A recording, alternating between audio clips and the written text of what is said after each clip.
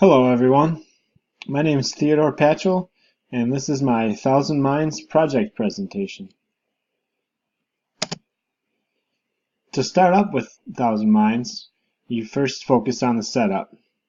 And when you go through the setup, we chose to go with the selection activity mode, which includes preferences and ranked alternatives as well.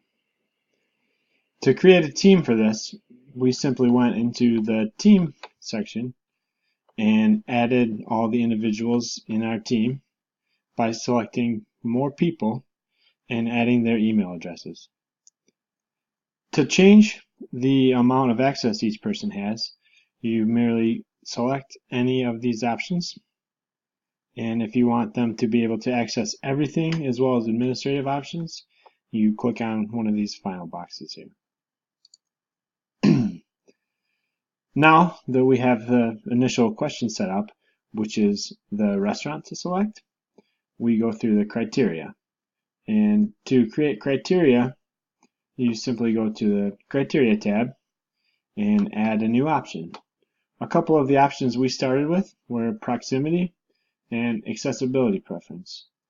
And when you add a topic, you add different ranking selections in those topics.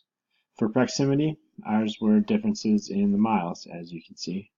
And accessibility, the options were delivery, carry out, or dine in. For alternatives, we added all of the different restaurants that we wanted to select from to choose the preference that would be most efficient and the favorite for everyone in the group.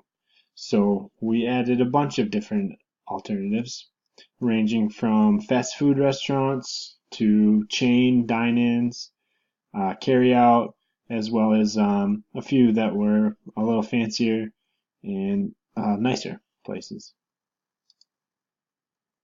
In the decision-making process, it takes all of the restaurants that we have and it asks you to choose which one you prefer depending on the variables that change in the criteria. I'm going to leave the PowerPoint and show you an example. Here's an example. Question number 74, which restaurant would you rather choose? It has the different options based on criteria, and you select which are more important to you. For this example, I'm going to go with the low cost, great for kids, excellent hygiene, even if it only has a poor service. And you can continue to do this, and it'll add more tiers of options the further you go along.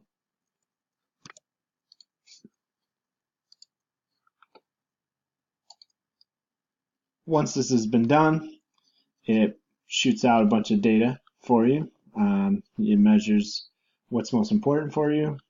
For us, 0% of quality food poor was an option. No matter what else, poor food, nobody wants to go there. Hygiene, same deal. Poor hygiene, obviously, not an option for anyone. Poor service, likewise. Clearly the lower ends of the criteria were options that we avoided for the most part. And there's more to the scoring. It adds the different interesting aspects such as graphs. This focus shows that the quality of food obviously is most important to us. Hygiene and service also very important. The ambiance and the cost weren't much of a factor in our choices, as well as the accessibility preference. After we go through the graphs and look at them, we can look at just a table that will show you the ranked alternatives. And this rank alternative shows us that Ichiban was the highest ranking option, followed by Qdoba and Just Pizza. It shows the different scales, which is nice, and it shows the percentage of ranked preferences in there as well. After you're done with that, you can go back into the selection tab and you can remove options if you'd like, or you can add a select few and go back again and recalculate. So say you wanted to get rid of all of the fast food options. you could just click no in this column here on McDonald's, Wendy's, things like that. And you can go back through and do the decision-making process again without those examples involved. Thank you for your time. I hope this was a comprehensive video. Have a great day.